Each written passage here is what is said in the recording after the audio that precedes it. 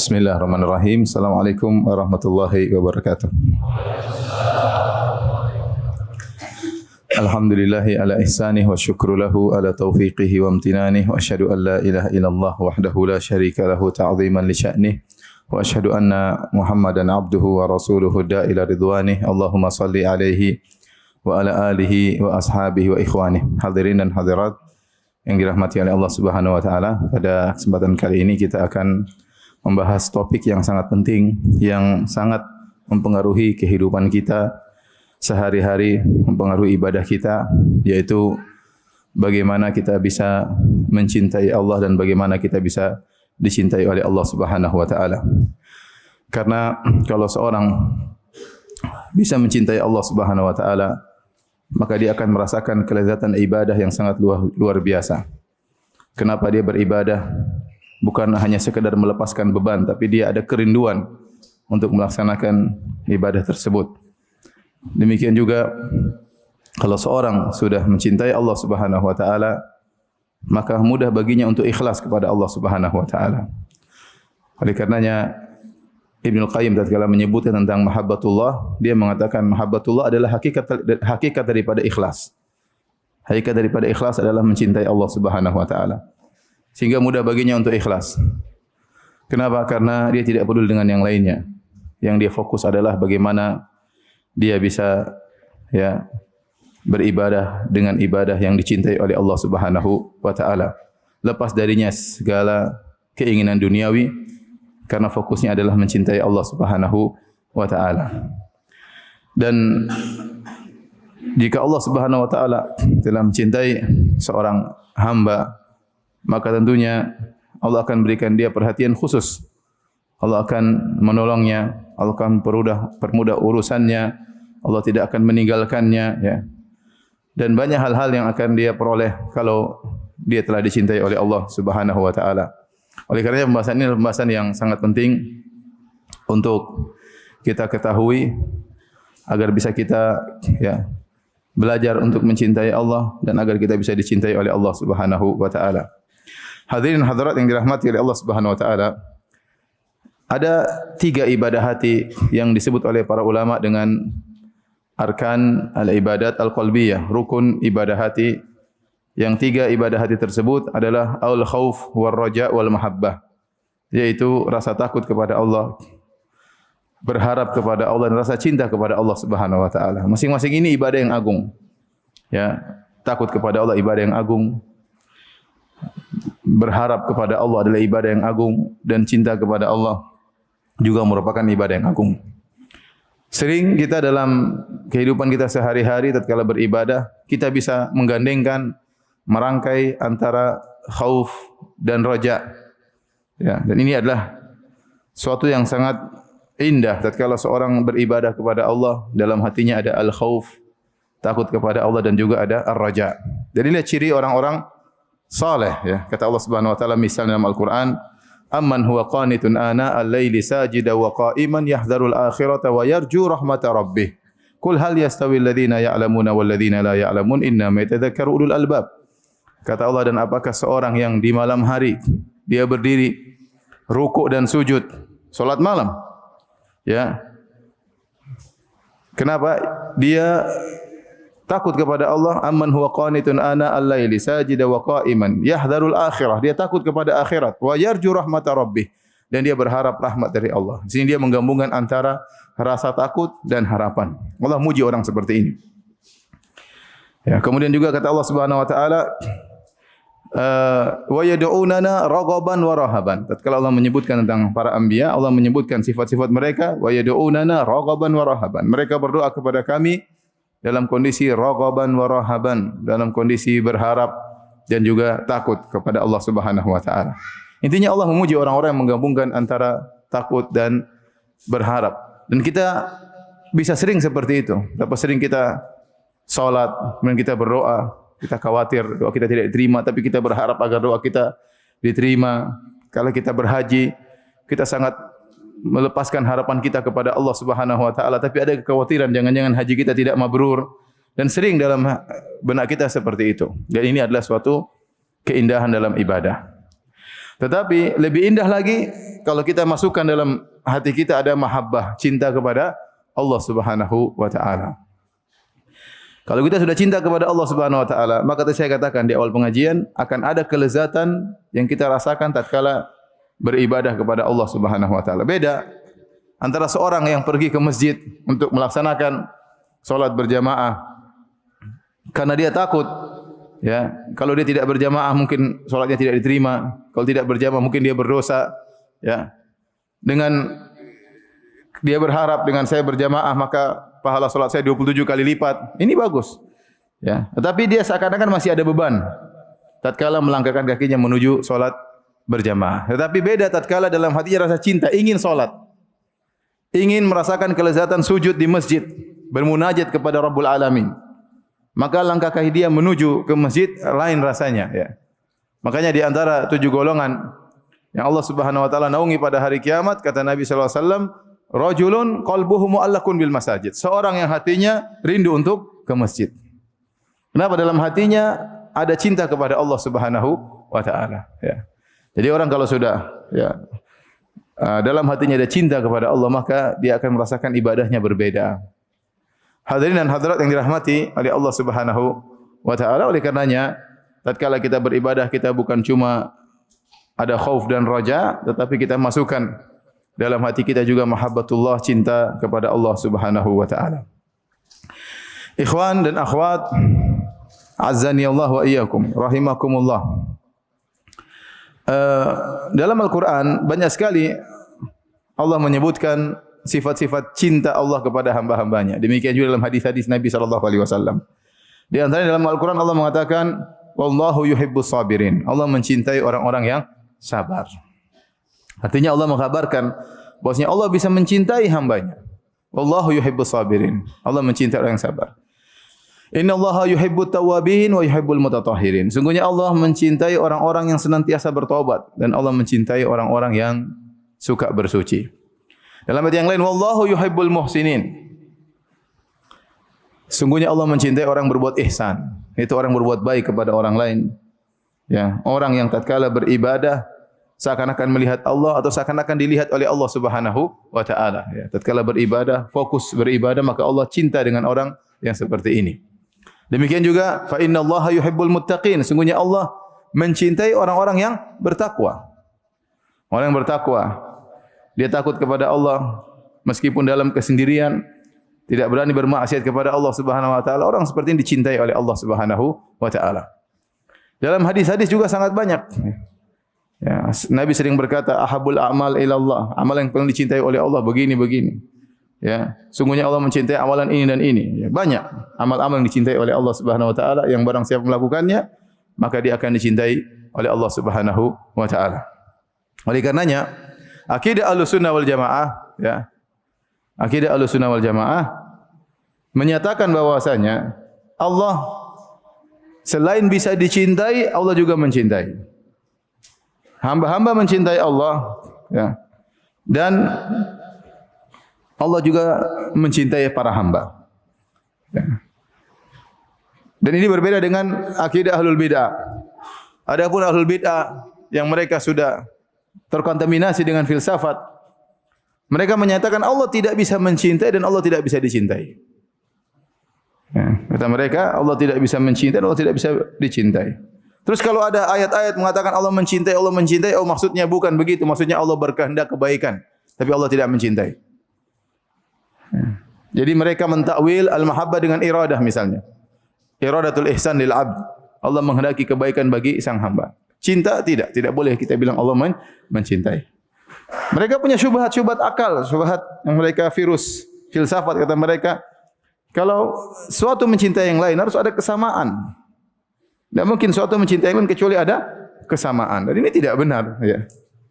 Betapa banyak manusia, ya, cinta dengan hewan misalnya, suka dengan hewan tertentu, ya.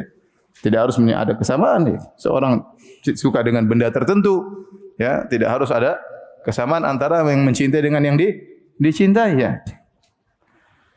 Dan ini akidah yang sangat buruk tatkala memutuskan harapan bagi para hamba bahwasanya Allah tidak mungkin dicintai dan Allah tidak mungkin mencintai. Yang pertama mencetuskan akidah ini adalah Ja'ad bin Dirham. Ya, Ja'ad bin Dirham gurunya Al-Jahm bin Safwan. Dia mengingkari sifat mencintainya Allah Subhanahu wa taala. Dia mengatakan bahwasanya inna Allah lam yattakhidh Ibrahim khalila wa lam yukallimillahu Musa taklima. Kata dia, Allah tidak pernah menjadikan Ibrahim sebagai kekasihnya dan Allah tidak pernah berbicara dengan Nabi Musa. Dia menolak dua sifat, sifat al-mahabbah, sifat cintanya Allah, dan sifat kalam, sifat berbicaranya Allah. Dengan logika dia, dengan otaknya yang teracun dengan filsafat, maka dia menolak dua sifat ini. Maka akhirnya Ja'ad bin Dirham dibunuh oleh Khalifah Khalid Al-Qasri tatkala Idul Adha. Dia mengatakan kepada rakyatnya, ya ayuhan nas, dhahu dhahayakum taqabbalallah. Wahai manusia sekalian, sembelihlah sembelih-sembelihan kalian, kambing-kambing kalian, unta-unta kalian, sapi-sapi kalian. Semoga Allah menerima amal ibadah kalian. Fa inni mudahhin bi Ja'ad bin Dirham. Adapun saya akan memenggal Ja'ad bin Dirham. Fa innahu qala, sungguhnya dia berkata, lam yattakhidillahu Ibrahim khalila wa lam yukallimillahu Musa taklima. Dia mengatakan Ibrahim tidak pernah dijadikan kekasih oleh Allah dan sungguhnya Musa tidak pernah diajak berbicara oleh Allah Subhanahu wa taala. Artinya dia mengingkari dua ayat. Dalam Al-Qur'an Allah mengatakan wattakhadallahu Ibrahim khalila. Sungguhnya Allah menjadikan Ibrahim sebagai apa? Kekasih. Berarti Ibrahim jadi kekasih Allah. Berarti Allah cinta kepada Ibrahim enggak? Cinta kepada Ibrahim. Dan juga dalam ayat wa kallamallahu Musa taklima. Sungguh Allah telah berbicara dengan Nabi Musa dengan sungguh-sungguh pembicaraan. Kata dia, Musa tidak pernah berbicara dengan Allah. Allah tidak pernah bicara dengan Musa. Dan Allah tidak menjadikan Ibrahim sebagai kekasih. Maka dia telah kufur kepada Allah, akhirnya dipenggal oleh Khalifah Khalid Al-Qasri rahimahullahu ta'ala. Ya. Dan inilah akidah yang dibawa oleh Ja'ad bin Dirham, diwariskan oleh Jahmiyah, kemudian diwariskan oleh Ahlul Bidah yang lainnya. Sehingga mereka mengatakan Allah tidak mungkin mencintai dan Allah tidak mungkin dicintai. Namun akidah ini alhamdulillah, ya, Allah tidak mungkin mencintai dan Allah tidak mungkin dicintai, tidak diterima oleh masyarakat secara umum. Kita masyarakat Indonesia secara umum sering kita mengatakan Allah sayang sama kita, iya enggak? Kita masih disayang Allah. Kalau kau ingin disayang sama Allah, sama, sayang, cinta. Kalau kau ingin dicintai oleh Allah Subhanahu wa taala, betapa sering masyarakat mengatakan saya cinta kepada Allah Subhanahu wa taala. Betapa sering masyarakat dengan mudahnya mengatakan kalimat tersebut. Berarti kau masih dicintai Allah Subhanahu wa taala. Sering dan tanpa ragu-ragu mereka mengucapkan kalimat tersebut.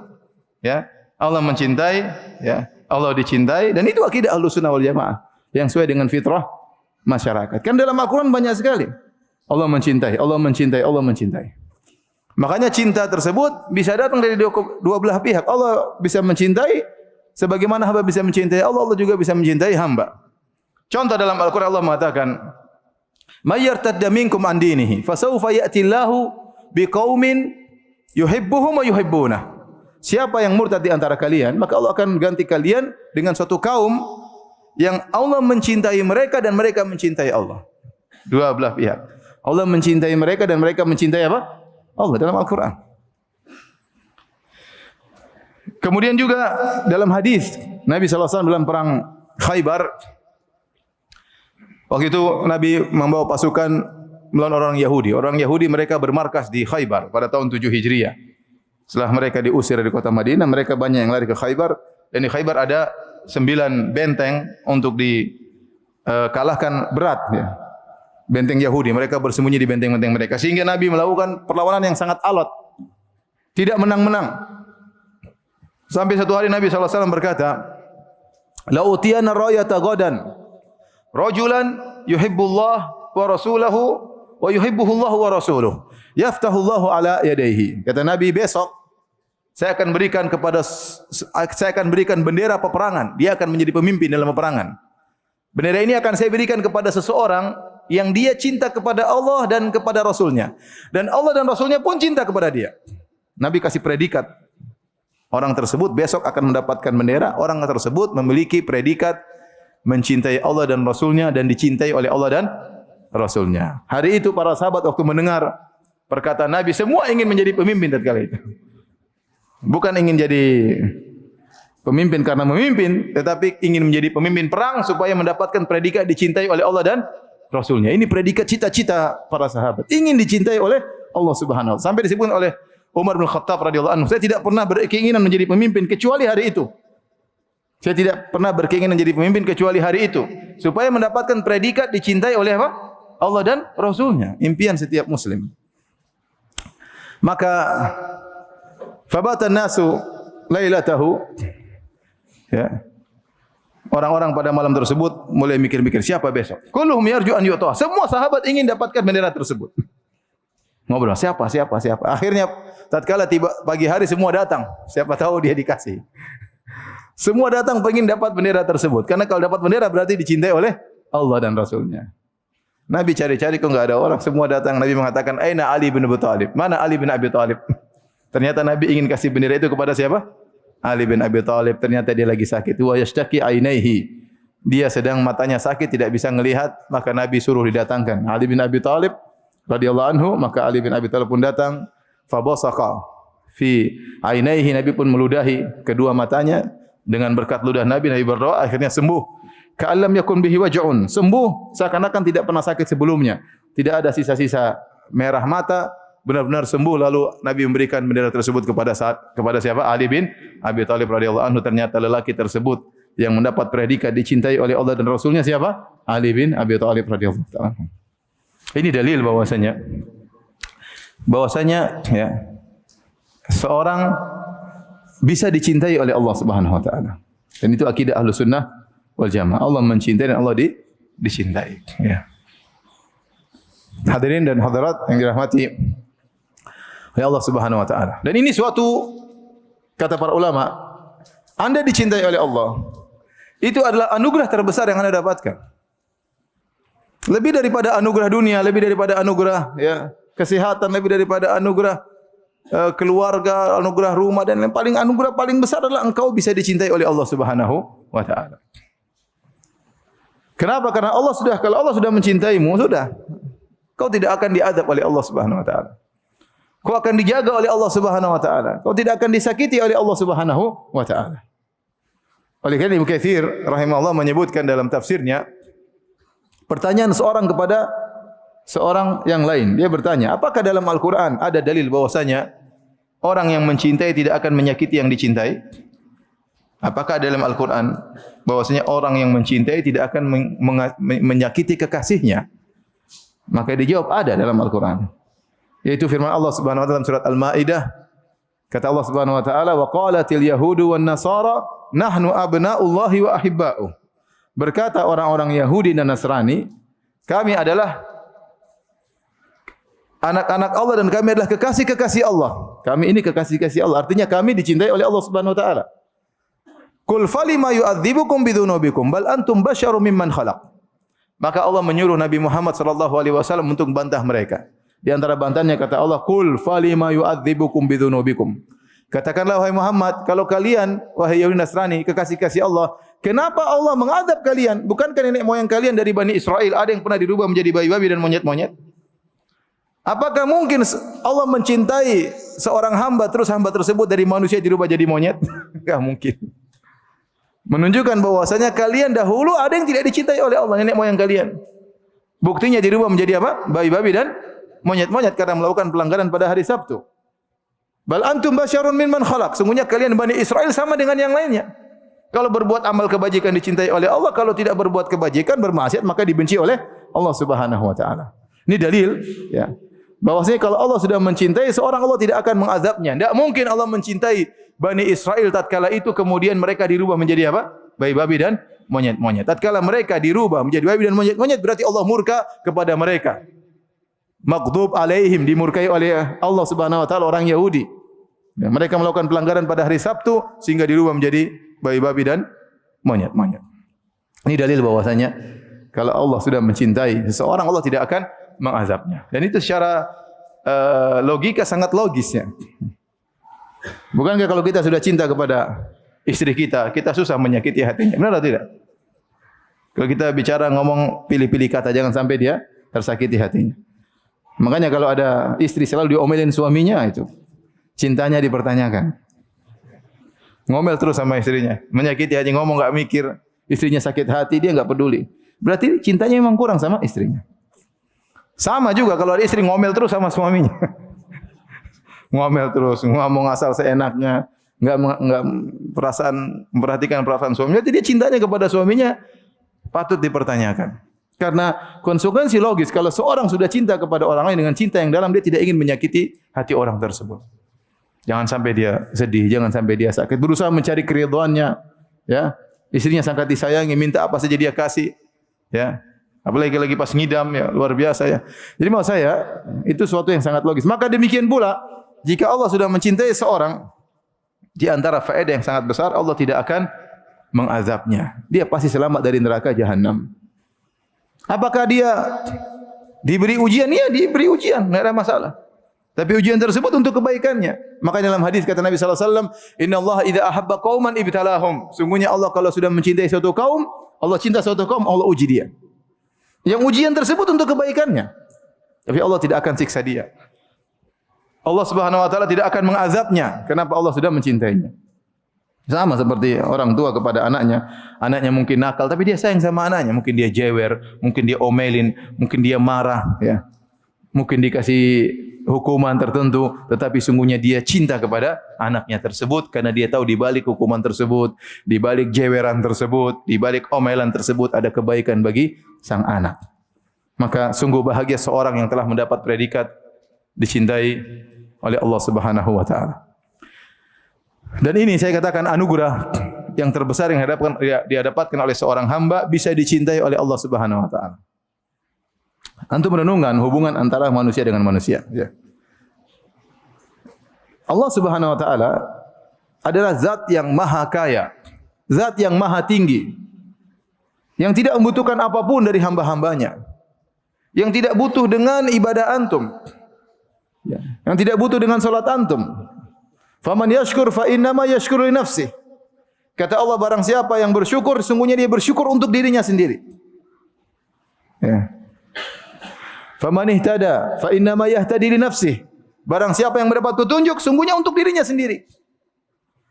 Dalam hadis qudsi kata Allah Subhanahu wa taala, "Ya ibadi law anna awwalakum wa akhirakum wa insakum wa jinnakum kanu ala atqa qalbi rajulin wahidin minkum ma zada fi mulki syai'a." Wahai hamba-hambaku, seandainya kalian seluruhnya, manusia dan jin, dari awal sampai hari kiamat seluruhnya hatinya menjadi hati orang yang terbaik di dunia ini, semuanya hatinya seperti Nabi Muhammad sallallahu alaihi wasallam, tidak akan menambah kekuasaanku sedikit pun.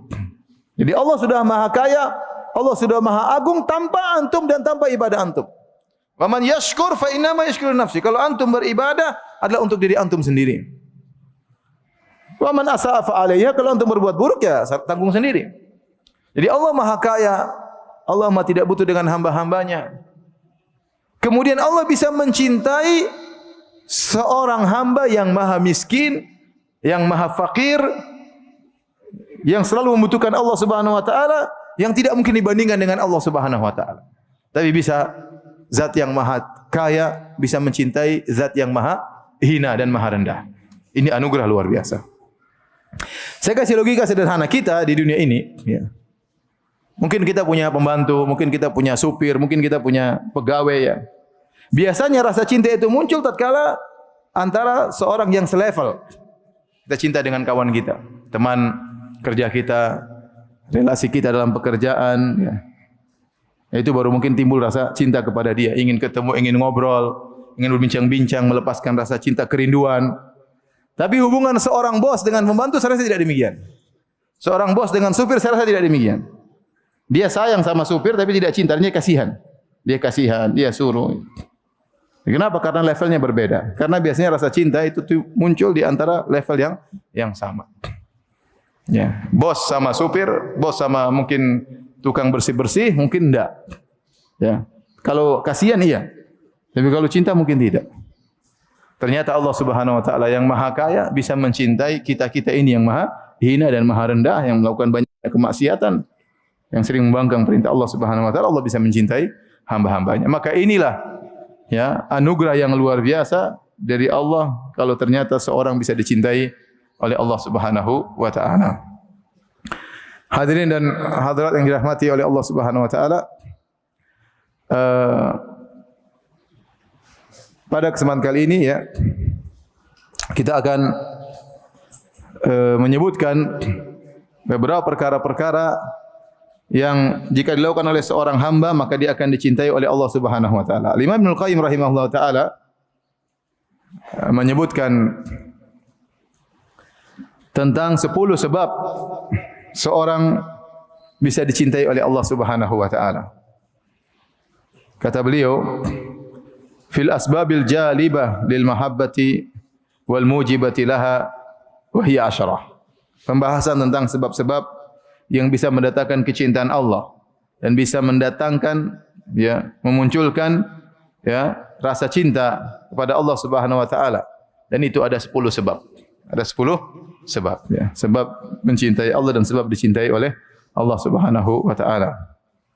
Maka tolong dicatat 10 perkara ini dan kita berusaha melakukan satu demi satu agar kita bisa mencintai Allah dan bisa dicintai oleh Allah Subhanahu wa taala.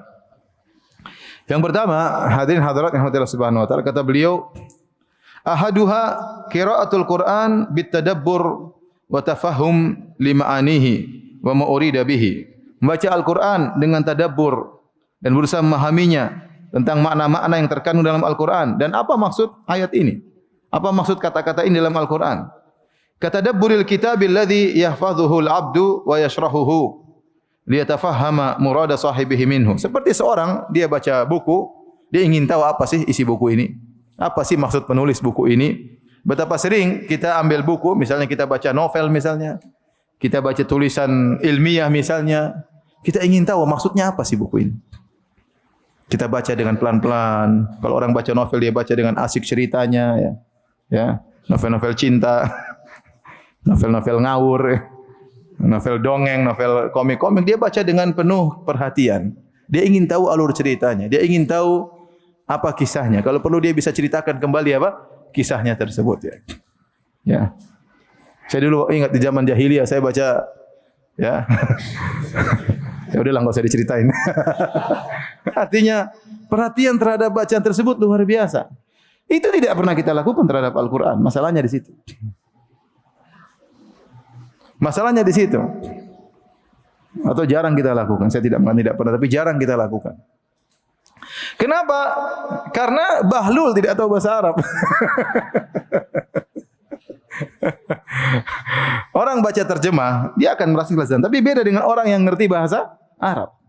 Bahasa Arab, kemudian dia baca tafsir, dia baca luar apa sih maksud Allah? Ini kan Al-Qur'an Allah kirim buat kita lewat Nabi Muhammad sallallahu alaihi wasallam.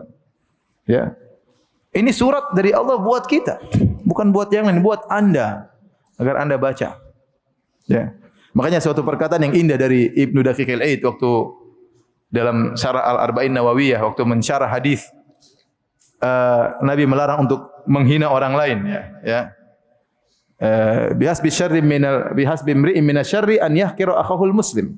Nabi mengatakan cukup seorang dikatakan buruk tatkala dia merendahkan muslim yang lain. Kata Ibnu Daqiq al-Aid makna perkataan dia, bagaimana Anda menghina orang ini, saudara Anda, sementara dia telah dimuliakan oleh Allah Subhanahu wa taala. Dia telah diciptakan oleh Allah Subhanahu wa taala. Dia diberikan pendengaran, penglihatan, diberikan akal oleh Allah Subhanahu wa taala agar bisa melihat kekuasaan Allah Subhanahu wa taala. Dia dikirim rasul untuk dia agar dia bisa Allah sampai kirim rasul untuk dia. Sampai Allah turunkan kitabnya untuk dia agar dia bisa memahami firman Allah Subhanahu wa taala. Bagaimana Anda menghinanya setelah Allah memuliakan dia dengan kemuliaan seperti ini? Jadi saya katakan bahwasanya Al-Qur'an ini Allah turunkan untuk siapa? Untuk kita. Untuk kita baca, untuk kita pahami maknanya, untuk kita tadabburi maknanya. Ya. Makanya akhir-akhir ini saya senang dengan majelis tafsir karena saya merasakan kenikmatan tersendiri tatkala saya membaca buku tafsir. Ya. Ini kajian kitab super kitab, kitabnya kitab Al-Qur'an. Bukan kitab-kitab Al-Qur'an, kita baca. Dan ini sangat mudah menjadikan Anda mencintai Allah Subhanahu wa taala dan Anda sangat mudah dicintai oleh Allah Subhanahu wa taala. Ya, karena Anda berusaha memahami firman Allah Subhanahu wa taala, ya. Enggak usah jauh-jauh, kita saja kalau kita menulis sesuatu terus ada orang, misalnya saya karang buku. Saya karang buku tersebut saya lihat orang pegang terus dan baca terus buku saya tersebut. Saya sayang sama orang ini, Masya Allah orang ini perhatian sama tulisan saya. Terus dia nukil perkataan saya. Ustaz Firanda bilang demikian, Ustaz Firanda bilang demikian. Saya kira-kira cinta sama dia tidak? Saya cinta orang ini, masya Allah perhatian sama buku saya. Dia jelaskan buku saya, dia ini, dia ini. Allah Subhanahu Wa Taala walillahil matsalul a'la lebih utama.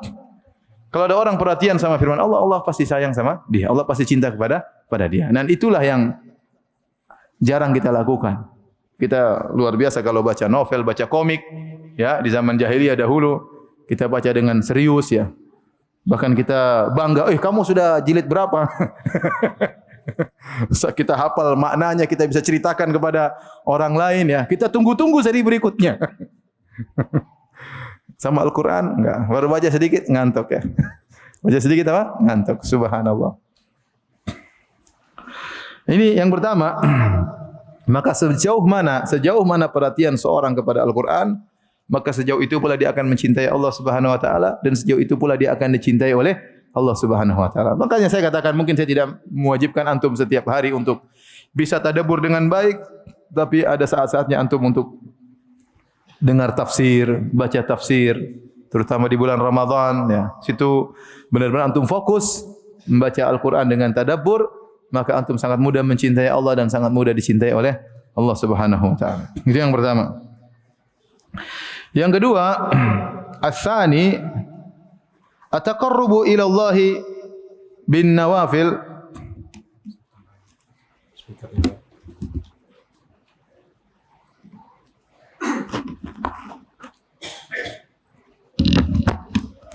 Yang kedua, kata Al-Imam Ibnu Qayyim rahimahullahu taala, at-taqarrubu ila Allah bin nawafil ba'da al-fara'id. Fa innaha tuwassiluhu ila darajatil mahbubiyyati ba'da al-mahabbah. Kata Imam Ibnu Qayyim rahimahullahu taala, yaitu mendekatkan diri kepada Allah Subhanahu wa taala ya, dengan perkara-perkara yang sunnah setelah mengerjakan perkara-perkara yang fardu. Dengan menjalankan perkara-perkara yang sunnah, maka dia tadinya mencintai Allah Subhanahu wa taala dan dia akan sampai pada derajat dicintai oleh Allah Subhanahu wa taala. Nah, karena tidak semua orang yang mengaku cinta kepada Allah dia dicintai oleh Allah Subhanahu wa taala, belum tentu. Ya, tadi orang-orang Yahudi mengaku cinta kepada Allah, ternyata cinta mereka bertepuk sebelah tangan. Makanya Al-Imam Ibnu Qayyim berkata, "Laisa sya'nu an tuhib wa inna ma sya'nu an tuhab." Bukan perkara intinya engkau mencintai, tapi apakah cintamu dibalas, itu yang sangat penting. Nah, percuma anda ngaku-ngaku saya cinta kepada Allah, ternyata Allah tidak mencintai anda. Nah, agar anda mencapai beranjak dari derajat mencintai menjadi dicintai, maka perbanyaklah melakukan amalan-amalan sunnah. Dan ini Allah sebutkan dalam Al-Quran. Allah turunkan satu ayat dalam surat Ali Imran yang disebut dengan ayatul mihnah, yaitu ayat ujian. Tatkala banyak orang-orang ngaku-ngaku cinta kepada Allah, maka kata Allah Subhanahu wa taala, "Qul in kuntum tuhibbunallaha fattabi'uni yuhibbukumullah." Katakanlah ya Muhammad kepada mereka, jika kalian cinta kepada Allah sebagaimana pengakuan kalian mengaku cinta kepada Allah, fattabi'uni, maka mana dalilnya? Mana buktinya? Buktinya apa? Fattabi'uni, ikutilah aku, itu Muhammad sallallahu alaihi wasallam. Yuhibbukumullah, niscaya kalau kalian mengikuti aku, kalian akan dicintai oleh Allah Subhanahu wa taala. Maka ini dalil bahwasanya seorang semakin perhatian terhadap sunnah-sunnah Nabi, maka semakin dicintai oleh Allah Subhanahu wa taala. Ingatlah, perhatian terhadap sunnah-sunnah Nabi, perhatian menjalankannya, bukan perhatian dengan bid'ah-bid'ah ya. Bid'ah-bid'ah tidak dilakukan oleh Nabi sallallahu alaihi wasallam. Jangan sampai seorang fokus terhadap bid'ah, sunnah malah dia tinggalkan. Tidak. Kita fokus terhadap apa? Sunnah yang pernah dikerjakan oleh Nabi sallallahu alaihi wasallam, karena kita menamakan diri kita ahlu sunnah, itu orang yang ahli dalam sunnah Nabi sallallahu alaihi wasallam. Orang yang memegang sunnah Nabi sallallahu alaihi wasallam, bukan berpegang teguh dengan perkara yang tidak dilakukan oleh Nabi sallallahu alaihi wasallam. Jadi kalau anda ingin dicintai oleh Allah, ikutilah sunnah-sunnah Nabi sallallahu alaihi wasallam. Itu ayat. Dalam hadis qudsi, dalam hadis wali yang masyhur, kata Allah Subhanahu wa taala, "Wala yazalu 'abdi yataqarrabu ilayya bin nawafil hatta uhibbah." Senantiasa ya, hambaku mendekatkan dirinya kepadaku dengan perkara-perkara yang sunnah sampai aku pun mencintainya. Sampai aku pun mencintainya. Ya. Maka seorang jangan mencukupkan diri hanya dengan yang fardu. Yang fardu itu yang utama. Dia salat berjamaah, salat 5 waktu ya. Dia puasa Ramadan, tapi yang sunnah-sunnah dia kerjakan. Salat sunnah dia kerjakan, salat malam dia kerjakan, salat duha dia kerjakan, baca Quran dia kerjakan ya. zakat dia keluarkan, sedekah-sedekah juga dia keluarkan, yang wajib dia kerjakan, yang sunnah pun dia kerjakan. Puasa Ramadan dia kerjakan, puasa Senin Kamis dia kerjakan, puasa Ayyamul Bid dia kerjakan, puasa Arafah, puasa Muharram dia kerjakan. Dengan demikian dia berusaha mendekatkan dirinya kepada Allah. Ya, kenapa? Dia cinta kepada Allah, terus dia dekatkan sampai Allah mencintainya. Sampai Allah mencintainya. Dan kalau Allah sudah mencintainya, apa kata Allah? Fa idza ahbabtuhu kuntu sam'ahu alladhi yasma'u bihi. Kalau aku sudah mencintainya, aku akan menjadi pendengarannya yang dia mendengar dengan pendengaran tersebut. Wa basarahu alladhi yubsiru bihi. Aku menjadi penglihatan yang dia melihat dengan penglihatan tersebut. Artinya apa kata para ulama? Allah beri taufik kepada dia. Allah tidak biarkan dia mendengar yang haram, Allah tidak biarkan dia melihat yang haram. Kenapa? Allah bimbing terus. Wa rijlahu lati yamshi 'alaiha, aku menjadi kakinya yang dia berjalan di atas kakinya tersebut. Wa jadahu lati yabtishu biha, aku menjadi tangannya yang dia memukul dengan tangannya tersebut. Dalam riwayat yang lain, wal qalbahu alladhi yaqilu bihi, aku menjadi hatinya yang dia berfikir dengan hatinya tersebut. Wa lisanahu alladhi yantiqu bihi, aku menjadi lisannya yang dia berbicara dengan lisannya tersebut. Sehingga kalau orang sudah dicintai oleh Allah, dia ngomongnya teratur. Tidak asal komentar, tidak asal nulis ngawur, ya. Kemudian dia tidak melihat sembarangan, melihat yang haram dia selalu beristighfar, dia menjauh dari hal tersebut. Dia gelisah hatinya, mendengar yang haram dia gelisah. Ya, kenapa? Allah bimbing dia. Ya. Dia tidak memikirkan yang macam-macam yang Allah tidak suka, maka Allah bimbing pemikirannya. Ini kalau sudah seorang dicintai oleh Allah Subhanahu wa taala. Taib. Jadi, ya, di antara hal yang bisa membuat seorang dicintai oleh Allah Subhanahu wa taala adalah melakukan sunnah-sunnah Nabi sallallahu alaihi wasallam. Bukan hanya yang wajib, bahkan yang sunnah-sunnah terus. Dia kerjakan agar dia dicintai oleh Allah Subhanahu wa taala. Dan saya katakan tadi, ini di antara faedah kalau seorang sudah dicintai oleh Allah, maka dia akan dibimbing. Dia akan dibimbing oleh Allah. Dalam hadis Al-Wali tadi, dibimbing oleh Allah. Penglihatannya dibimbing, pendengarnya dibimbing, komentarnya dibimbing, statusnya dibimbing. Enggak sembarang bikin status, ya. Postingannya tidak sembarang bikin apa? Postingan. Kenapa? Dibimbing oleh Allah Subhanahu wa taala. Lisannya dibimbing oleh Allah Subhanahu wa taala. Tidak asal ngomong, tidak asal komentar, tidak asal melihat, tidak asal mendengar, ya. Semuanya di bawah bimbingan Allah Subhanahu wa taala, ya. Bahkan dalam hadis, ya, Al-Wali setelah itu mengatakan, wala in ista'adzani la in sa'alani la utiyannah. Kalau dia minta kepada aku akan kabulkan permohonannya. Wala in ista'adzabi la u'idzannahu. Kalau dia berlindung denganku, aku akan melindunginya. Yang dia minta kepada Allah, maka akan dikabulkan. Dia berdoa kepada Allah, dia menangis kepada Allah, Allah akan kabulkan permintaannya. Kenapa? Allah cinta kepadanya. Allah cinta kepada hambanya ini. Dia minta, Allah akan kabulkan apa? Permintaannya, ya. Makanya dalam satu hadis saya sudah pernah sampaikan dalam khutbah Jumat tentang kisah Anas bin Nadhr. Anas bin Nadhr radhiyallahu anhu punya saudari perempuan namanya Rubai' bintu Nadhr. Anha kanat latamat jariyah. Dia nampar seorang gadis, kemudian giginya patah, tamparan sangat kuat.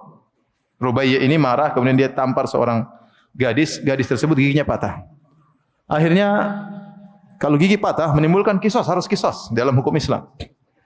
Harus kisos, berarti giginya pula harus dipatahkan juga. Akhirnya keluarga dari Rubai' minta maaf kepada keluarga gadis tersebut. Namun mereka tidak maafkan. Akhirnya mereka menawarkan ars, yaitu ganti rugi. Ya, sekian, satu gigi sekian, mereka tidak terima. Mereka maunya hanya dikisos. Ini dalam Sahih Al-Bukhari. Mereka tidak mau kecuali kisos. Akhirnya Nabi SAW didatangi dan tawaran semua itu ditolak oleh mereka, keluarga sang gadis. Akhirnya tidak ada keputusan kecuali kisos. Berarti Rubai' bintu Nadhr harus dipukul juga sampai giginya apa? Patah. Hal ini didengar oleh saudaranya Anas bin Nadhr. Anas bin Nadhr radhiyallahu anhu, seorang wali di antara wali Allah Subhanahu wa taala yang meninggal dalam perang Uhud, ya. Yang disebutkan tatkala dia meninggal maka ditemukan puluhan bekas tombak pedang di jasadnya sampai tidak dikenal tubuhnya. Tubuhnya. Ya. Yang kenal adalah saudarinya dari jarinya. Dia ingat ini jari saudara saya. Adapun tubuhnya sudah hancur semuanya karena tikaman dan tombakan dalam perang Uhud tersebut, ya. Yang dia berkata kepada kaum Ansar, ya, la udra lakum, ya. an yusalla ila Nabi sallallahu alaihi wasallam wa fikum syafrun yatruf. Dia mengatakan tidak ada uzur bagi kalian wahai kaum Ansar. Kalau sampai Nabi terluka sementara di antara kalian masih ada mata yang masih berkedip. Selama kalian masih hidup, mata masih bisa berkedip, harus membela Nabi sallallahu alaihi wasallam. Akhirnya beliau meninggal dalam perang Uhud tersebut. Intinya Anas bin Nadhr datang kepada Nabi sallallahu alaihi wasallam. Kemudian dia mengatakan, "Ya Rasulullah, aku sirat Thaniyatu Rubaiyah. Ya Rasulullah, apakah gigi adikku atau Rubaiyah akan dipatahkan?" Kata Nabi sallallahu alaihi wasallam, "Ya Anas, al-qisas, kitabullah al-qisas." Ya Anas, tidak ada pilihan lain, harus dikisas. Ya. As-sin bis-sin. Gigi dengan gigi. Gigi patah maka harus dipatahkan juga. La tuksar thaniyatuha. Anas mengatakan, "Wallahi," kata dia, demi Allah, gigi adikku tidak akan dipatahkan. Masyaallah, dia bersumpah. Demi Allah, di hadapan siapa dia bersumpah? Di hadapan Nabi sallallahu alaihi wasallam. "Ya Rasulullah, demi Allah gigi adikku tidak akan dipatahkan." Kata Rasul, "Ya Anas, al-qisas kitabullah." Ya Anas, ente mau apa? Ini Al-Quran. Subhanallah. Dia bersumpah, setelah dia bersumpah, tiba-tiba keluarga dari gadis tersebut memaafkan. Subhanallah. Tiba-tiba keluarga dari gadis tersebut yang tadinya bersikeras untuk mengqisas, tiba-tiba memaafkan. Kemudian Nabi sallallahu alaihi wasallam berkomentar dan mengatakan, "Inna min ibadillah man lau aqsama 'ala Allah la abarrahu." Sungguh di antara hamba-hamba Allah, kalau ada yang bersumpah, Allah akan kabulkan sumpahnya. Di antaranya siapa? Anas bin Nadhr. Demi Allah tidak akan dipatahkan giginya. Ternyata Allah kabulkan. Kenapa? Dia wali Allah. Sebagian kita sumpah bolak-balik. Demi Allah pasti menang, ternyata kalah. Misalnya.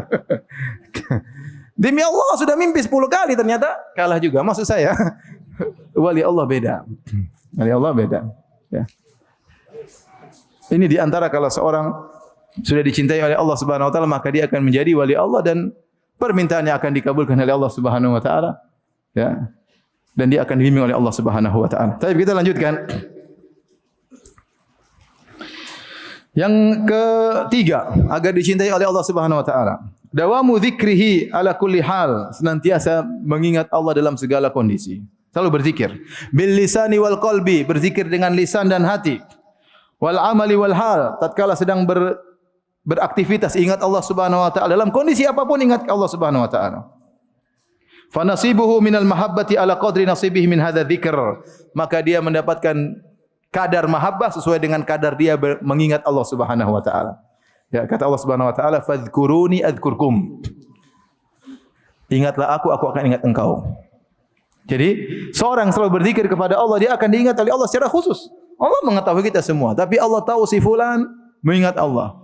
Lisannya selalu berzikir, dan subhanallah, zikir ini ibadah yang sangat agung, mudah dikerjakan, pahalanya besar, namun banyak orang tidak melakukannya.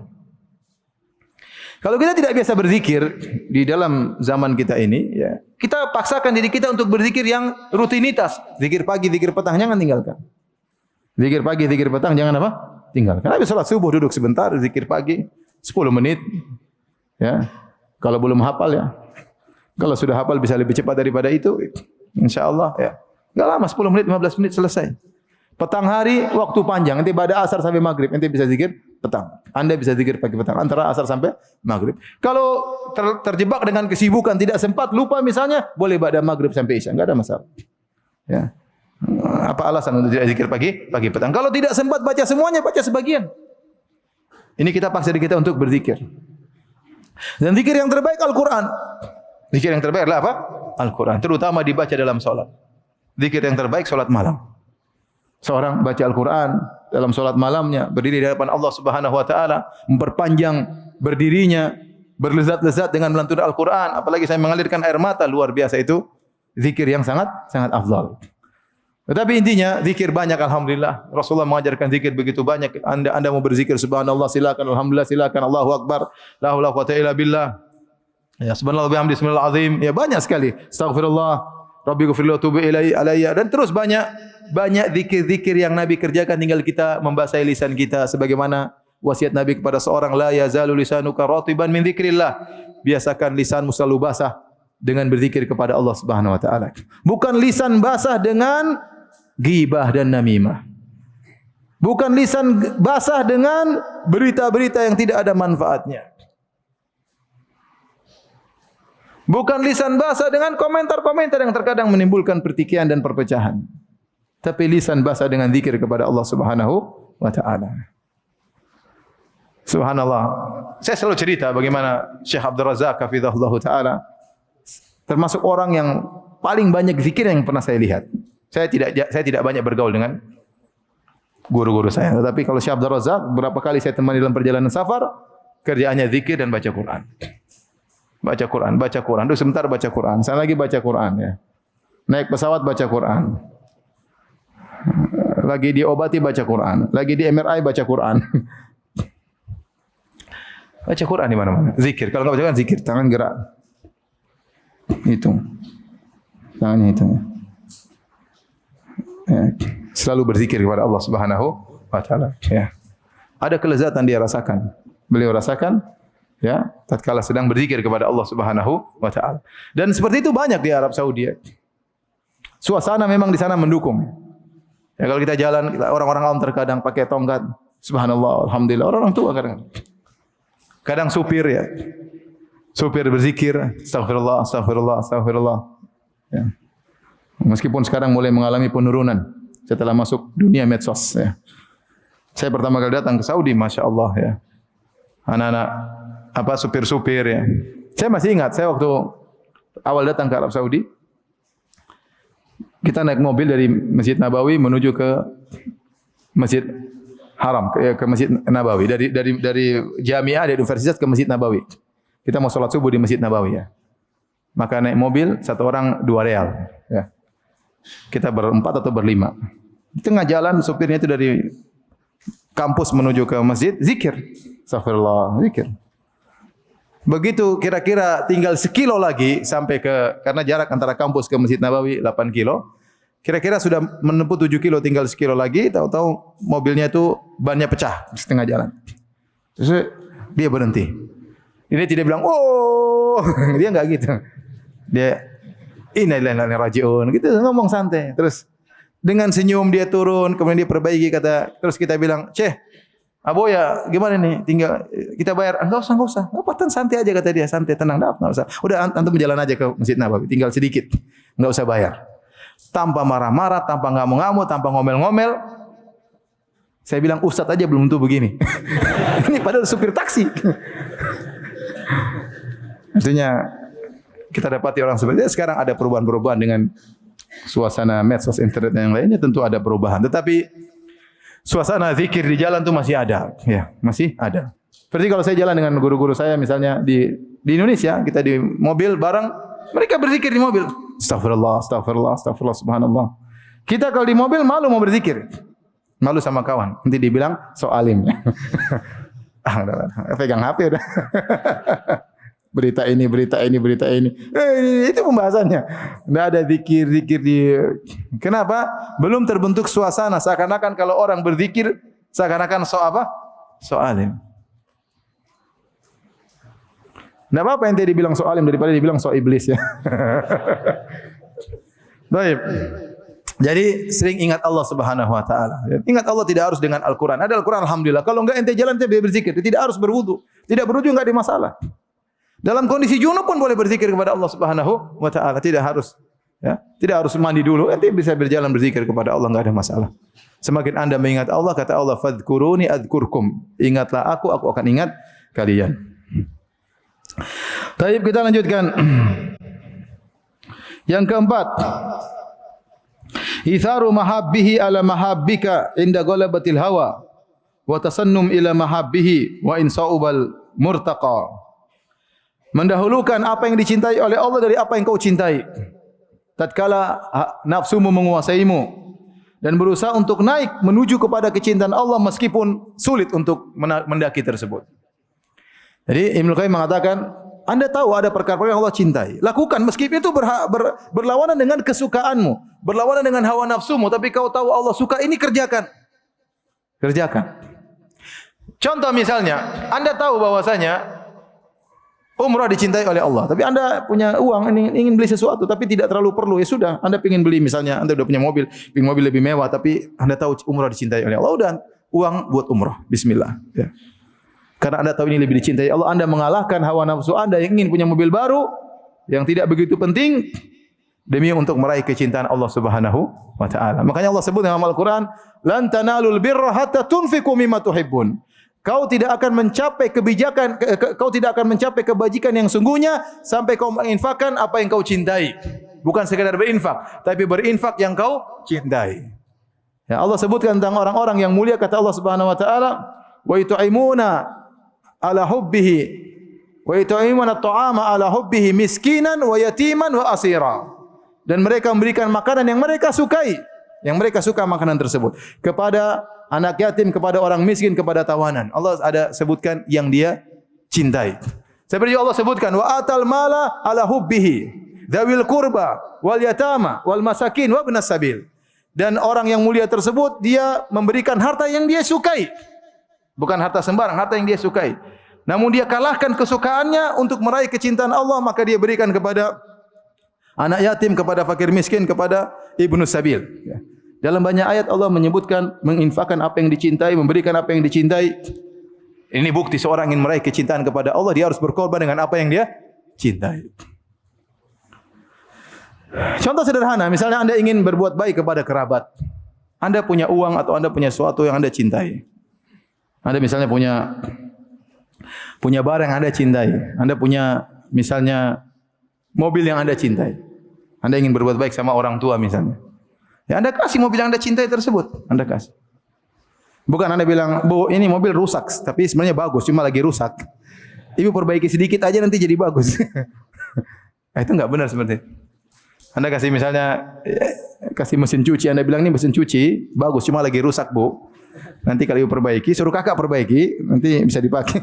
Itu namanya Anda tidak mencintai, memberikan yang bukan Anda cintai. Bersedekah bagus. Beri barang-barang bekas kepada orang lain bagus, tapi bukan itu yang dimaksud dalam ayat ini.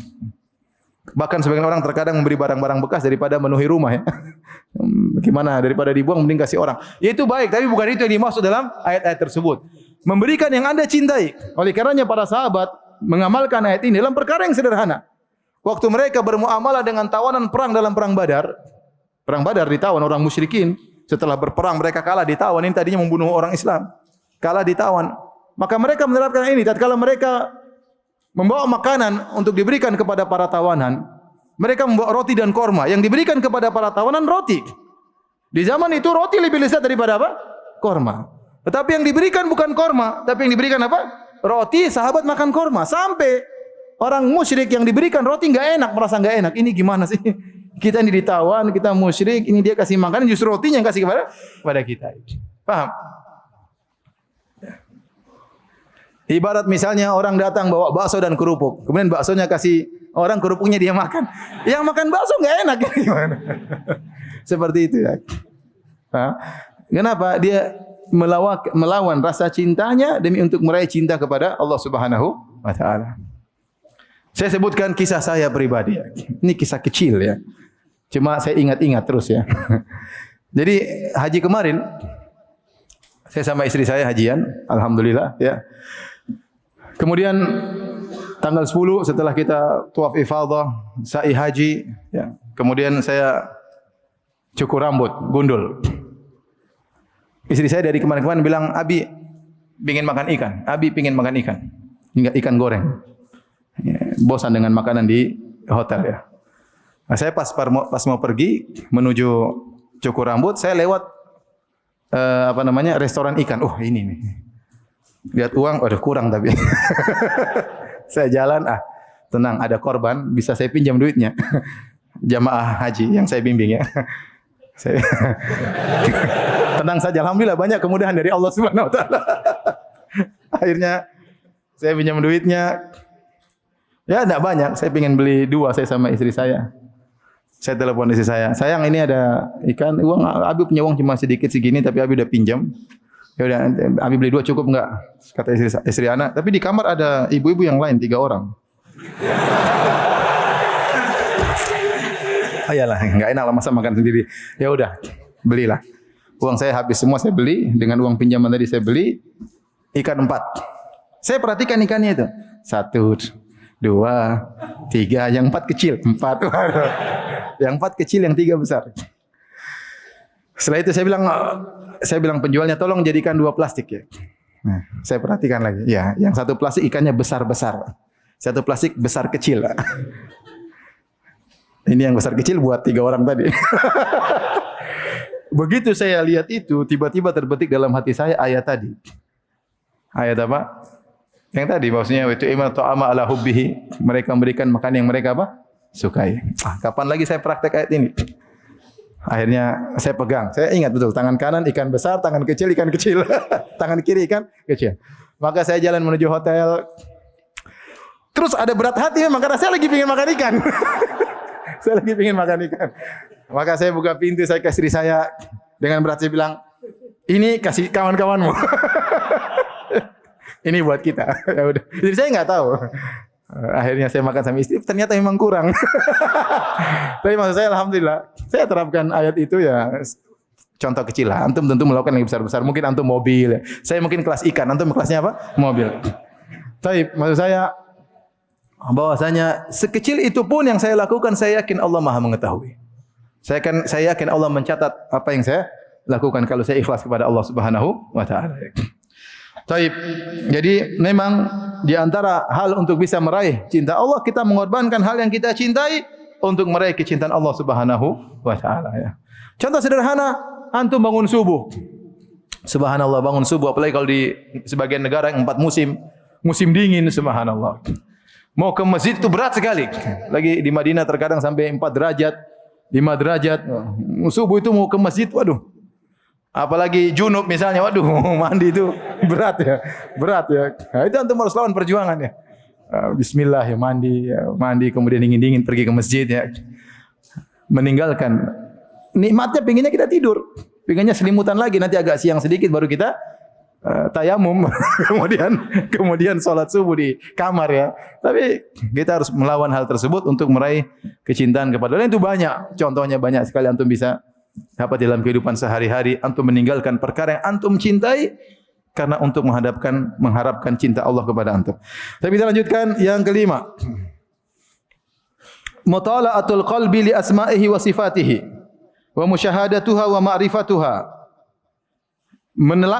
Hati menelaah tentang nama-nama Allah dan sifat-sifatnya. Itu berusaha memahami apa nama-nama Allah dan sifat-sifatnya.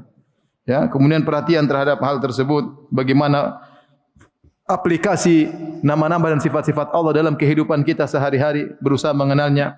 Wa taqallubu fi riyadhi hadhil ma'rifah wa mabadiha, dan berusaha untuk sibuk dengan hal ini, ya. Dengan taman-taman mengenali sifat-sifat Allah dan nama-nama Allah Subhanahu wa taala. Faman arafa Allah bi asma'i wa sifati wa af'alihi ahabbahu la mahalah. Barang siapa yang mengenal Allah dengan nama-namanya dan sifat-sifatnya serta perbuatan-perbuatan Allah, niscaya dia pasti mencintai Allah dan tidak mungkin dia tidak cinta kepada Allah. Ya. Walihada kata Ibnu Qayyim, orang yang sibuk mempelajari sifat-sifat Allah, semua sifat dia pelajari, nama Allah, apa makna Al-Wadud, apa makna Al-Latif, apa maknanya Al-Khabir, dia berusaha pelajari. Dia pasti cinta kepada Allah. Karena dia tahu ini luar biasa, pencipta kita ini luar biasa. Ya. Ya. Dan tadi saya katakan akan merasakan kelezatan dalam ibadah. Kalau kita dikatakan ibadahlah kepada Tuhan yang Anda tidak kenal, bagaimana kita beribadah kepada Tuhan yang tidak kita kenal? Ya. Tapi kalau kita berusaha mengenal Tuhan tersebut, bagaimana keagungannya, bagaimana keindahannya, bagaimana kesempurnaannya, maka kita beribadah dengan penuh kelezatan. Dan pasti kita cintai, kita mencintai Tuhan tersebut. Makanya kata Ibnu Qayyim, barang siapa yang mengenal Allah dengan nama-nama dan sifatnya, dia pasti mencintai Allah. La mahala, enggak mungkin enggak. Pasti dia mencintai Allah Subhanahu wa taala. Walihada kanatil mu'attilatu wal fir'auniyatu wal jahmiyatu qutta'ut tariq 'alal qulub baina wa bainal wusul ilal mahbub. Oleh karena dia kemudian membantah ahlul bidah. Kata beliau rahimahullah, makanya para penolak sifat seperti Jahmiyah, seperti Fir'auniyah, ya, pengikut Fir'aun yang menolak Allah di atas, ya. Jahmiyah penolak sifat, mereka adalah qutta'ut tariq, yaitu orang yang perampok yang menghalangi orang dari jalan menuju kepada kecintaan kepada Allah Subhanahu wa taala. Orang yang ingin cinta kepada Allah dihalangi, jangan belajar sifat. Sifat enggak benar, Allah tidak begini, Allah tidak memiliki sifat ini, Allah tidak mencintai, Allah tidak dicintai. Ya. Allah tidak di atas ya, Allah tidak di mana-mana ya. Repot. Kita mengagungkan Allah Subhanahu wa taala. Allah tidak punya tangan, Allah tidak punya wajah. Ya. Sementara di antara kenikmatan surga melihat wajah apa? Allah. Sehingga dia menghalangi orang dari mencintai Allah Subhanahu wa taala. Jadi ini adalah sebab terbesar menurut saya, wallahu a'lam bishawab ya. Yang buat seorang sangat mudah mencintai Allah Subhanahu wa taala. Makanya perlu belajar. Perlu belajar tentang tauhid asma wa sifat. Ya, apa nama-nama Allah pelajari. Al-Ghafur maknanya apa? Ar-Rahim maknanya apa? Ya. Kemudian nama-nama Allah seluruhnya. Ar-Razzaq maknanya apa? Dengan mengenal nama-nama tersebut, seorang akan pasti cinta kepada Allah Subhanahu wa taala.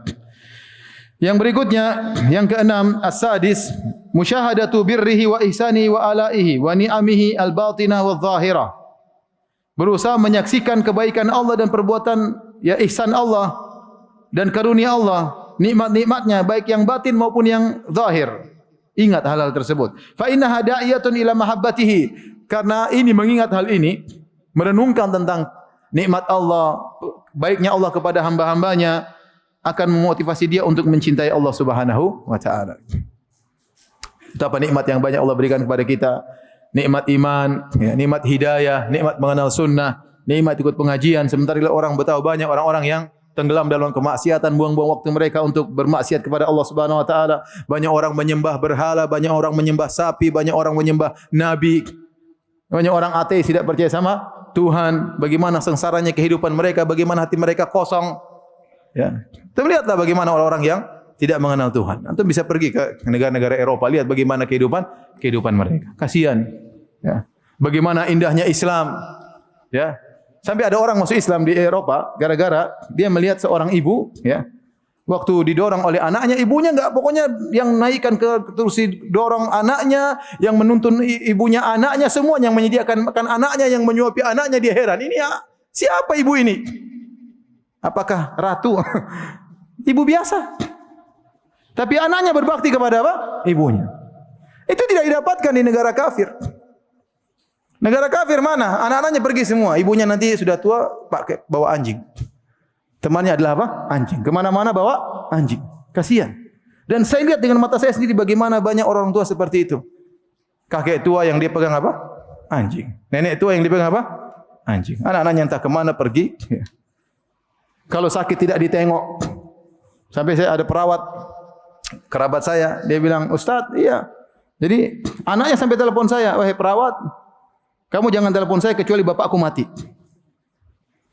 Ternyata waktu bapaknya sedang sakit parah, keluarga saya ini telepon. Kata dia, Fulan, bapakmu lagi sakit parah. Udah mati belum? Belum. Kenapa telepon saya? Saya bilang kalau udah mati baru telepon. Coba kalau orang muslim yang sakit, yang datang, keluarganya, tetangganya, semuanya datang. Penuh turun kamar dengan orang-orang. Islam indah luar biasa. Sehingga mereka akhirnya perlu membuat namanya Hari Ibu, setahun sekali. Orang Islam tidak demikian, ibu luar biasa. Bagaimana Islam mengajarkan seorang sayang kepada ibu. Oleh karenanya, maksud saya Islam ini indah. Bagaimana karunia Allah sangat luar biasa. Nikmat hidayah, nikmat Islam. Seorang ingat ini semua maka dia akan mencintai Allah Subhanahu wa taala. Ya.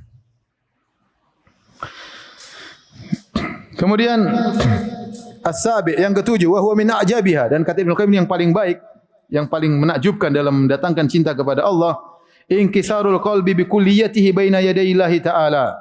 Itu benar-benar menghancurkan hati di hadapan Allah Subhanahu wa taala. Merendahkan hati seluruhnya, tidak ada kesombongan sama sekali. Benar-benar tunduk kepada Allah Subhanahu wa taala. Ini biasanya didapatkan oleh orang yang berdosa kemudian dia bertobat. Kalau dia bertobat, hati dia benar-benar hancur, benar-benar dia serahkan segala urusannya kepada Allah, benar-benar dia menundukkan dirinya kepada Allah Subhanahu wa taala. Oleh karena taubat itu perkara yang sangat dicintai oleh Allah, karena orang yang bertaubat sering muncul hatinya seperti itu. Jadi ini yang paling mudah untuk meraih kecintaan Allah, makanya Allah mengatakan innallaha yuhibbut tawwabin. Allah mencintai orang yang suka apa? Bertaubat. Yang taubat yang sungguhnya.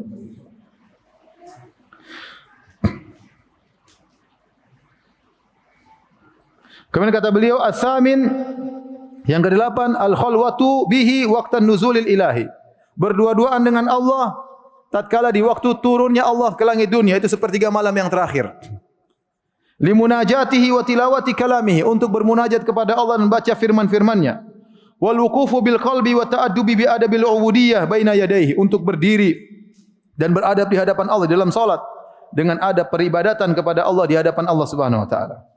Tsumma khatama dzalika bil istighfar wa taubah. Kemudian setelah salat beristighfar dan bertaubat. Ini sangat mudah menjadikan Allah cinta sama antum.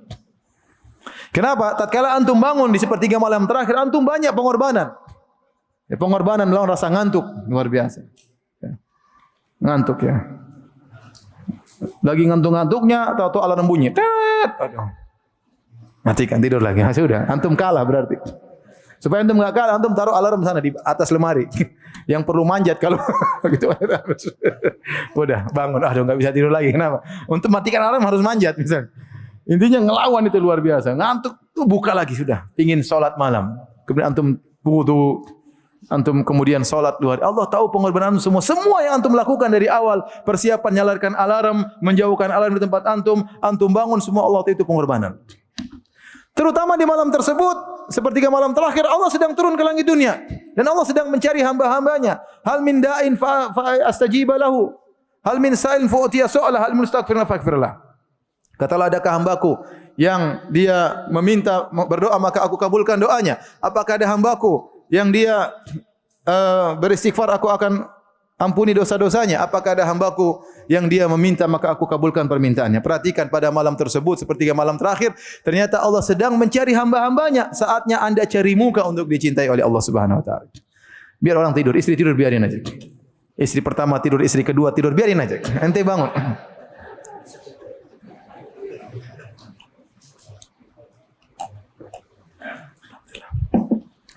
Jadi antum bangun salat malam itu baca Al-Quran dengan beradab di hadapan Allah. Fokus lihat, enggak ada yang lihat, enggak ada yang nilai. Enggak usah gaya-gaya pakai macam-macam, pakai inilah, pakai anulah. Santai aja sudah, nanti berdiri di depan Allah Subhanahu wa taala. Enggak usah pasang apa namanya? HP lagi live. Live salat malam. Baca Quran sambil di live, mau 7 irama enggak perlu. Ente mau 100 irama, yang tahu cuma siapa? Allah Subhanahu wa taala. Itu nikmat luar biasa. Cari muka di hadapan Allah. Kita terlalu sering cari muka sama manusia. Saatnya kita bangun cari muka di hadapan Allah Subhanahu wa taala. Ya, maka Allah tentu melihat kita. Akan melihat kita dengan pandangan khusus. Dan Allah akan mencintai kita kalau kita berkhalwat di sepertiga malam yang terakhir. Kemudian yang ke-9, mujalasatul muhibbin as-sadiqin. Duduk dengan orang-orang yang mereka orang-orang yang saleha, orang-orang yang saleh. Ibu-ibu pada wanita-wanita saleha, laki-laki terhadap orang-orang saleh yang benar-benar mencintai Allah Subhanahu wa taala. Ya, orang-orang yang kita duduk sama mereka menambah iman kita. Waltiqatu atayibi thamarati kalamihim kama yantaqi atayiba thamar, dan berusaha mengambil manfaat dari pembicaraan mereka, faedah dari nasihat-nasihat mereka. Sebagaimana seorang tatkala dia panen, dia pilih buah-buah yang bagus dari antara buah-buah yang tidak bagus. Wala tatakallam illa idza tarajjahat maslahatul kalam wa alimta anna fihi mazidan li halik wa manfaatan li ghairik. Dan mereka itu tidak berbicara kecuali, dan tidaklah engkau berbicara kecuali dengan yang bermanfaat, yang bermanfaat bagimu atau manfaat bagi orang lain. Ini cara agar kita bisa dicintai oleh Allah, yaitu kita duduk sama orang-orang yang mencintai Allah Subhanahu wa taala. Orang-orang yang kita lihat iman mereka, ada ketulusan dalam kata-kata mereka, ya. Ada keimanan dalam diri mereka, kita berusaha duduk sama mereka, mengambil faedah dari mereka, ya. Karena sahabat itu sangat penting, ya. As-sahibu sahib, kata penyair bahwasanya sahabat itu sangat menggeret. Kalau kita bergaul dengan orang yang saleh, kita mudah terbawa kepada kesolehan mereka. Yang ke-10, muba'adatu kulli sababin yahulu bainal qalbi wa bainallahi azza wa jalla. Ini zaman sekarang sangat penting, yaitu menjauhi segala sebab yang bisa menghalangi hatimu dari Allah Subhanahu wa taala, itu maksiat. Pandangan haram, pendengaran haram, ucapan haram. Ini yang bisa mengotori hati kita, menghalangi kita dari mencintai Allah atau menghalangi kita dari dicintai oleh Allah Subhanahu wa taala. Subhanallah, orang kalau sudah sibuk dengan musik-musik, bagaimana dia mau sibuk baca Al-Quran? Setiap dia duduk sedikit, mulai nyanyi yang dia keluarkan. Ya. Saya enggak bicara tentang diri saya sendiri. Saya hafal beberapa nasyid dan saya suka nasyid. Tapi kalau saya sering nasyid, terkadang saya lebih suka nasyidan daripada baca Quran. Saya bicara tentang diri saya sendiri. Nasyid boleh, dalam Islam boleh, tapi tidak boleh kebanyakan. Karena kalau bisa banyak, dia bisa mendominasi apa? Al-Quran. Sehingga akhirnya orang sedikit ada waktu senggang yang dia ucapkan apa? Nasyid. Sehingga kelezatan baca Quran hilang dari dirinya. Kelezatan Al-Quran hilang dari dirinya. Itu baru nasyid tanpa musik, apalagi dengan dangdutan. Teng-teknya. Repot gimana ente mau hafal Quran murojaah semudah teknya gitu yang dia. Repot. Karena hal-hal yang bisa mengalih anta dari Allah jauhi. Terutama sekarang HP. Banyak hal yang membuat Allah tidak cinta kepada kita. Banyak hal yang membuat rasa cinta kita kepada Allah putus, hilang. Gara-gara apa yang kita lihat. Maksiat yang kita lihat, ya. Aurat wanita terbuka, ya. Berita-berita yang isinya ghibah dan namimah, ya. Hal yang tidak penting, berita-berita artis. Ya. Hati kita dipenuhi dengan pengin tahu berita si fulan, si fulanah bagaimana. Apa faedahnya? Nanti sudah waktu sudah kurang, Anda waktu sudah kurang untuk bekerja, terus sisa waktu untuk melihat hal-hal yang kurang bermanfaat.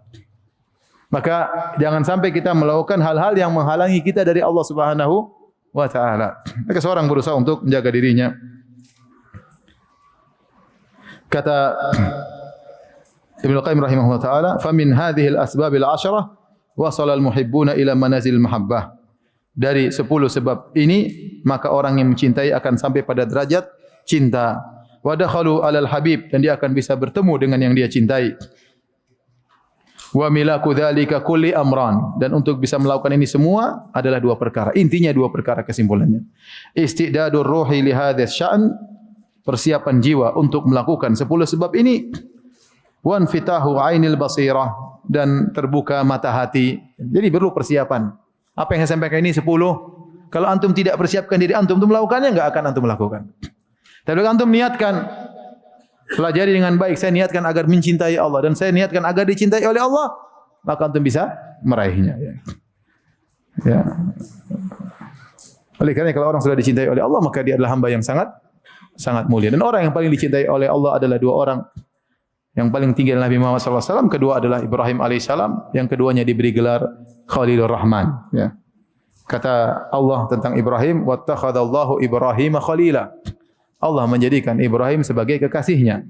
Nabi SAW berkata, Inna Allah attakhadani khalilan, kama attakhada Ibrahim khalila. Sungguhnya Allah telah menjadikan aku kasih Allah, sebagaimana Allah menjadikan Ibrahim sebagai kekasihnya. Demikian para hadirin, kajian yang saya sampaikan pada kesempatan kali ini. Semoga kita menjadi hamba-hambanya yang bisa mencintai Allah Subhanahu wa taala dan bisa dicintai oleh Allah Subhanahu wa taala. Diriwayatkan Nabi sallallahu alaihi wasallam berdoa, Allahumma inni as'aluka hubbak wa hubba man yuhibbuk wa hubba kulli amalin yuballighuni ila hubbik. Artinya, Allah, aku mencintai, aku memohon kepada Engkau rasa cinta kepadamu, dan juga aku mohon kepada Engkau mencintai semua yang Kau cintai, ya, dan aku mohon kepada Engkau mencintai semua amalan yang bisa menyampaikan aku kepada rasa cinta kepadamu, ya. Allahumma inna nas'aluka hubbak wa hubba man yuhibbuk wa hubba kulli amalin yuballighuna ila hubbik. Wallahu taala alam bisawab. Yang bertanya saya persilakan.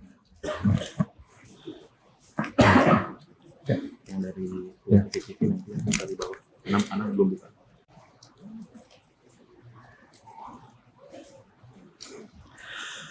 Ustaz yang senantiasa dirahmati oleh Allah, ana mau bertanya, ana ingin sekali dicintai oleh Allah, namun ana sering nonton bersama suami film BF, ya.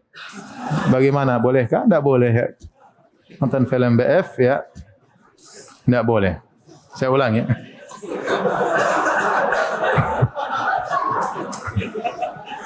Blue film, ya. Blue film, ya. Nonton film porno tidak boleh, meskipun pornonya kartun enggak boleh. Sampai Nabi SAW menyampaikan larangan. Ada seorang wanita yang bercerita kepada suaminya tentang sifat wanita lain. Dilarang atau tidak? Dilarang, karena suaminya bisa menghayal. Itu saja dilarang, apalagi kartun. Yang situ terdengar suara-suara dan macam, apalagi manusia asli. Maka hukumnya apa? Haram. Tentu akan terlihat aurat orang di situ, ya. Dan akhirnya hanya mengotori hati. Akhirnya film tersebut hanya ingin menimbulkan syahwat bagi sang lelaki yang sudah tidak bersyahwat kepada istrinya. dan hanya ingin menimbulkan syahwat bagi istri yang sudah tidak bersyahwat kepada suaminya, dan ini merusak. Saya pernah bertemu dengan seorang kerabat istri saya, dia adalah kerja di pengadilan. Dia bilang, "Ustaz, saya mengalami banyak kasus perceraian, dan kasus perceraian tersebut dua sebab yang paling utama." Saya bilang, "Apa dua sebab?" Yang satu, dia sebutkan karena ada sebagian orang yang saya tidak ingin sebutkan. Yang kedua karena mereka sering nonton apa? Film BF. Ya. Dan itu benar-benar menjadikan kenikmatan yang sungguhnya hilang. Seorang laki melihat istrinya sudah tidak cantik lagi, sehingga kalau dia ingin berasal sama istrinya, dia harus nonton film dulu. Apa kelezatan seperti itu? Seorang istri tidak bisa berhasrat kepada suaminya kecuali setelah nonton apa? Nonton BF. Banyak kerusakan yang ada pada film-film tersebut. Jadi hukumnya haram. Ya.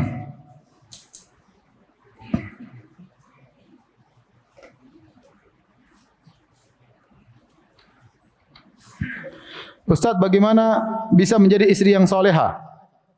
Dan bagaimana agar bisa membantu suami meraih surganya? Ya, jadi istri soleha, ya sifat-sifat istri soleha pelajari. Taat kepada Allah. Soleha, dikatakan seorang soleha kalau dia telah menunaikan hak Allah dan hak suami. Makanya Allah mengatakan fas-salihatu qanitatun hafizatun lil ghaibi ma hafizallah dalam surat An-Nisa. Allah sebutkan ciri-ciri wanita soleha dua, kata Allah. Qanitat, taat beribadah kepada Allah. Kalau salat tidak cepat-cepat, ya. Assalamualaikum, langsung lihat WA. Jangan. Ya. Tidak, salat santai, baca Quran santai, benar-benar itu namanya qanitat. Qanitat itu dawamu ta'ah, taatnya lama. Kalau salat serius, dibuka dengan salat qabliyah, salat ba'diyah. Kemudian salat yang benar, ya, baca Quran yang benar, itu namanya qanitat. Kemudian kata Allah Subhanahu wa taala, hafizatun lil ghaibi bima hafizallah, dan dia menjaga hak-hak suaminya meskipun suaminya enggak ada, apalagi suaminya ada. Itu dia menjaga harga dirinya, jangan sampai dia berkhianat, selingkuh, suaminya tidak ada. Dia jaga harta suaminya, jangan sampai suaminya taruh uang sama dia kemudian dia gunakan yang tidak-tidak. Maka tidaklah seorang wanita dikatakan solehah kecuali dia telah menunaikan hak Allah dan menunaikan hak apa? Suaminya. Ya, pelajari apa hak suami. Ya, ada saya pengajian di YouTube, ada hak-hak istri, hak-hak apa? Suami. Anti boleh nonton yang hak apa? Suami. Ya. Kalau nonton hak istri saja nanti banyak nuntut ya.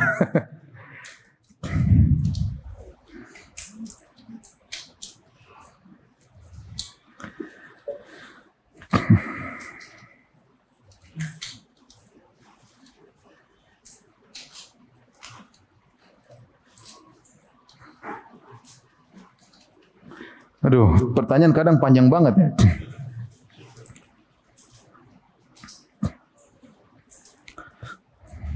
Mohon maaf kalau terlalu panjang, saya agak ini bacanya kelamaan.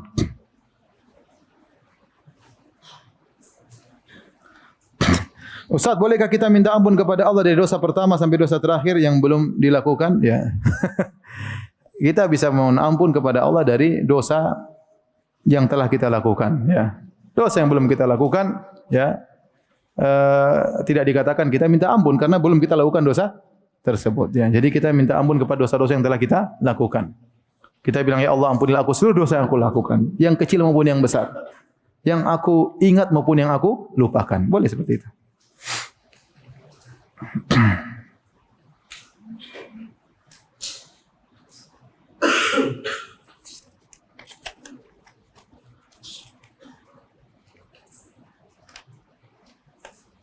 Apakah boleh berprasangka bahwa belum dikaruniakan anak adalah belum dicintai Allah? Enggak ada hubungannya. Ya. Lihatlah Nabi Zakaria, ya. Setelah puluhan tahun baru kemudian punya anak. Kalau dia tidak minta, Allah tidak kasih anak. Padahal dia adalah seorang nabi yang sangat dicintai oleh Allah. Namun di akhirnya dia minta, Allah kasih. Ya. Ya. Bukan berarti kalau orang tidak punya anak tidak dicintai oleh Allah. Tidak demikian. Makanya Allah Subhanahu wa taala menyebutkan Allah memiliki makhluk dengan 4 model. Yahabu liman yasha'u inathan wa yahabu liman yasha'u dzukur. Ya. Au yuzawwijuhum dzukranan wa inathan wa yaj'alu man yasha'u aqima. Di antara hamba-hamba Allah ada yang Allah berikan anak perempuan saja. Apakah kalau tidak dikasih anak laki-laki berarti dia dicintai oleh Allah? Tidak. Yang Allah takdirkan dia punya anak perempuan saja. Ada orang anaknya cuma laki-laki saja. Ya. Ada orang yang anaknya laki-laki dan perempuan. Banyak kita seperti laki-laki dan perempuan. Wa yaj'alu may yasha'u aqima, dan ada orang yang Allah jadikan dia dalam kondisi mandul ya. Itu banyak orang-orang soleh yang mandul. Saya tahu ada orang-orang soleh, bahkan ulama besar yang tidak punya anak, mandul. Bahkan ada yang istrinya 2, 3 tidak punya anak. Ya. Demikian juga ada sebagian ustaz-ustaz kita yang tidak punya anak. Ya. Sebagian ustaz kita ada yang istrinya 2 bahkan 3 juga tidak punya anak ya. Ya memang Allah takdirkan dia mandul, bukan berarti Allah tidak cinta sama dia. Seharusnya dia berprasangka baik bahwasanya apa yang Allah takdirkan itu yang terbaik. Saya katakan ada seorang wanita menangis karena tidak dikasih anak oleh Allah Subhanahu wa taala. Dan sebaliknya ada sebagian wanita yang menangis karena punya anak brengsek-brengsek. Tiap hari dijadikan nangis oleh anak-anaknya. Satu nyuri uang, satu ini, satu jadi pendekar, penjahat, preman dan yang lain.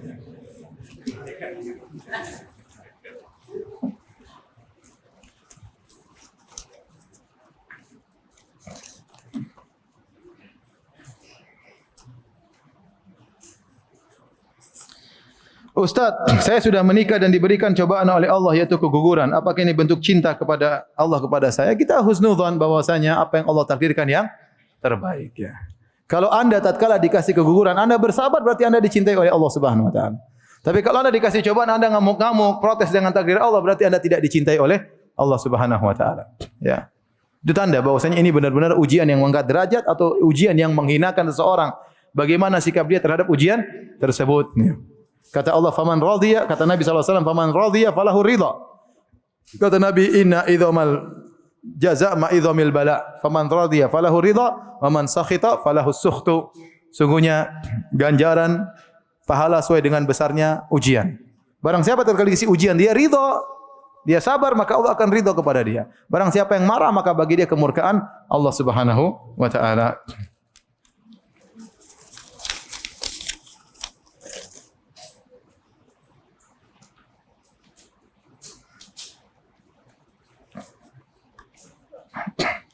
Apa yang harus kita lakukan ketika kita menjadi anggota DKM masjid yang rata-rata acaranya tidak semuanya sunnah? Kita bilang tidak ada masalah. Kita menjadi DKM satu kesatuan pengurus masjid atau contoh sederhana kita bangun masjid. Ternyata masjid tersebut di masyarakat ada sunnahnya, ada bid'ahnya. Ya. Ya. Masyarakat perlu solat, kita bangunkan masjid bagi dia. Solat 5 waktu sunnah, berjamaah sunnah, solat Jumat sunnah. Tapi dalam pelaksanaan terkadang Jumatnya ada bid'ah-bid'ahnya. Dan mereka bikin acara bid'ah di masjid tersebut, kita tidak menanggung dosanya. Jangan kita bilang sudah enggak usah bangun masjid. Ya enggak bisa, kalau bangun masjid mereka solat Jumat di mana? Terus solat 5 waktu di mana? Ya ternyata memang masih bercampur antara sunnah dengan bid'ah. Bid'ah yang mereka lakukan tidak menjadi tanggungan kita meskipun kita yang bangun masjid tersebut, ya. Kita bangun ya niat kita untuk yang sunnah, ya. Ya, kalau mereka ada acara bid'ah yang tidak syar'i, maka bukan urusan kita. Kalau kita bisa sampaikan teguran, alhamdulillah. Kalau enggak ya enggak ada masalah. Ya, yang penting kita niatnya adalah untuk yang sunnah. Wallahu alam bisawab. Ustaz, bapak saya Nasrani, bagaimana mendoakannya? Kita mendoakannya agar dapat hidayah. Sebagaimana Nabi sallallahu alaihi wasallam mendoakan Abu Jahal dan Umar bin Khattab ketika mereka berdua masih kafir. Ya Allah, berilah hidayah kepada dua Umar yang kau cinta, yaitu Abu Bakar, Umar bin Khattab atau Abu Jahal. Nabi pernah mendoakan sebagian orang kafir agar mendapatkan apa? Hidayah. Seperti Nabi mendoakan ibunya Abu Hurairah radhiyallahu anhu, ibunya musyrik, maka Nabi doakan akhirnya masuk apa? Islam. Maka berdoa kepada ayah dan tidak mengapa sisihkan waktu untuk berdialog.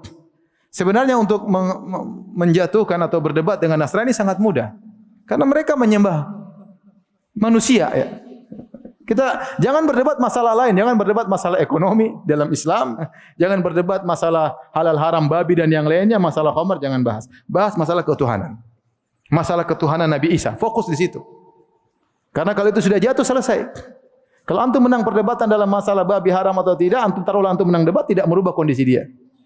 Maka perdebatan langsung fokus pada masalah apa? Ketuhanan. Bosnya Nabi Isa bukan apa?